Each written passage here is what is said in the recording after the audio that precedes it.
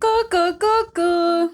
Koa daholo zanagasikara rehetrarehetra vaovao tsara ihany no tsy maintsy omenanareo androany dia betsaka no mametraka ilay fanontaniana hoe mety ho tsy ho very ny jiny intsony ve ny vehivavy raha toa ka ratsanana no milalao ilay lavapory.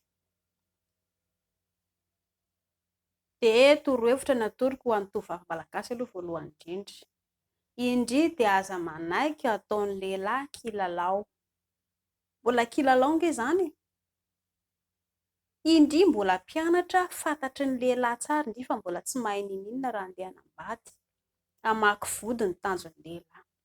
Raha miteny indri ny lehilahy hoe andao kiratsan-tanana fotsiny ny atao dikan'izay dia kilalao izay no fiarahany amindri fa tsy tena fitiavana. Fa raha tena tia andri izy maka vady andri dia mivady ianareo roa dia milely ianareo roa. Ary ambonin'izay koa raha mbola mpianatra miaraka amin'ireo dia tadio tsara fa mbola kilalao ny fiarahanareo. Noho izany aza manaiky ataon'ny lehilahy ho kilalao izany indri. Eny ary, ho hazavaina ilay izy hoe mety ho tsy ho very jiny intsony ve ny vehivavy raha toa ka ratsan-tanana ny atao. Ao anatin'ny lavapory ny vehivavy dia misy antsoina hoe hymen. Efa lasa tany aloha tany ilay izy fa averiko izany.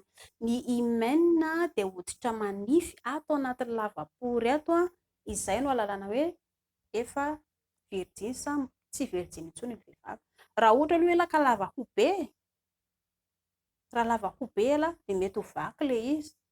Fa raha ohatra hoe ny tanan'lehilahy hoe tsy lava hoho ela fa mba hatonitony ihany, eo amin'ny 3 cm na 4 cm eo ny alalan'ilay hymen ao anatin'ny lavapory ao.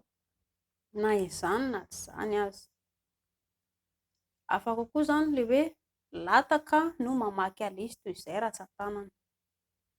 Satria miankina amin'ny vehivavy izao matetika indraindray rehefa mpilalao bisikileta ohatra dia matetika vetivety dia vaky ilay hymen ao anaty lavapory satria indrindra efa mikasokasoka loatra amin'ilay fipetrahana bisikileta iny. Tsy ny ankamaroan'ny vehivavy rehetra nefa izany fa ny vitsy ihany ny sasany ihany. Fa raha ohatra ka ratsan-tanana atao dia tsy voatery hoe ho vaky ilay izy. Fa miankina amin'ilay filalaovan'ilay lehilahy anazy. Raha ohatra moa ilay lehilahy izany ka miziriziry be ohatrany raha ny tanany rehetrarehetra iny tianao atsofoka any koa ohatra. Raha iny ratsan-tanana iny dia rangahy ho jereko foana alefako daholo ny tanako rehetrarehetra. Dia ho marina ilay izy hoe ho vaky. Fa raha hoe ratsan-tanana anankiray tsy maranitra ny hohon'ilay hoe eo akaiky eo fotsiny dia tsy ho inoana hoe ho vaky ilay izy. Fa na ny lataka ela ny mamaky an'ilay izy na mety hoe ratsan-tanana rera dia ho vaky ilay izy. Na koa ilay hohon'ilay hoe lava hoho ihany koa elahy dia ho vaky ilay izy. Ny torohevitra foana mbola averiko amin'ny tovovavy malagasy aza manaiky atao kilalao indri. Androany izy izao mbola mody hoe ratsan-tanana ny atao ozy ilay dia manaiky indri. Afaka herinandro ianareo roa milely indray dia mody adalahy indri, mody hividianana pizza indri, hividianana coca indri, hividianana iny dia indri koa ny mosanosana be andeha hihinan-kanina masy-crédit amin'ny lery. Nefa izy hamaky vody avy eo. Indrindra ry vao vaky vody eo indri dia lasa indray izy manenjika sipa hafa dia hamaky vody hafa. Ny indrindra be indrindra. Hisorohana izay loza izay. Fianarana avitaina, fianarana vadiana aloha. Manao sipa indri fa milely tsy azo atao. Rehefa tonga taona me lehibe indri dia tonga saina mahafantatry ny lely. Eo indri vao manapa-kevitra hilely tokoa hoe izaho sa tsia. Fa raha mbola mpianatra aty amin'ny ambany aty voaka aloha.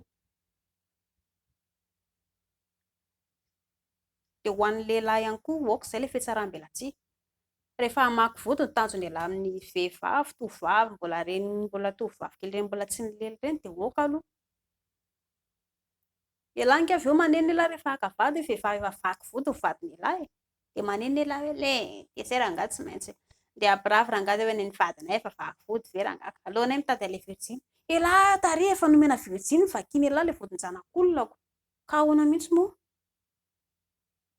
Raha ohatra ialahy izany ka miantehatra virjiny dia aza mamaky vodin-janak'olona. Indray andro any ialahy rehefa tonga fotoana fanambadiana lehilahy tsy maintsy misy ilay virjiny ho lasa vadiny lehilahy. Zavatra rehetra ange zareo manapetra daholo. Manao tsara aloha androany, jinja vokatra tsara. Manao ratsy ianao androany, jinja vokatra ratsy. dia mba aokaizay ihany koa ialahy zao raha hoe bevoka tampoka ilay zanak'ola ialahy nefa tsy nety hita hoe ho bevoka ilay zanak'ola. Ialahy ankeny tsy maintsy haneniny potika no avy ny ialahy, ilay zanak'olona ihany koa potika no avy nareo roa. Hivady ianareo roa ialahy tsy manana asa, rakalankely tsy mahay mikarakara tokantrano, avy ianareo roa vao hikorotana. Kalakely miandry vola, miteritra vola avy any amin'ny lahy satria ialahy isan'andro ilay mety tsara velatsy aminazy manome vola, vola omeny ialana anazy ilay vola gote omeny neninareo. Dia iny ialahy nge rehefa manambady tsy hanome gote intsony neninareo e, ialahy indray lasa dada ao an-trano. Tsy maintsy hiasa ialahy, karaman'ny ialahy kely, indraindray koa ialahy tsy miasa dia miady ianareo roa, potika no avy nareo roa. Koa manino izy mipotehana aloha be, manao sipa ianareo fa milely tsy azo atao. Rehefa tonga taona ianareo roa ka hoe te hilely, mahalala tsara ny hoe ohatry ny ahoana ny vokatry ny lely dia amin'izay vao afaka milely, tsisy maharatsy an'izany. Izay fa mankasitraka anareo manaraka fandaharantsika dia amin'ny manaraka indray tompoko.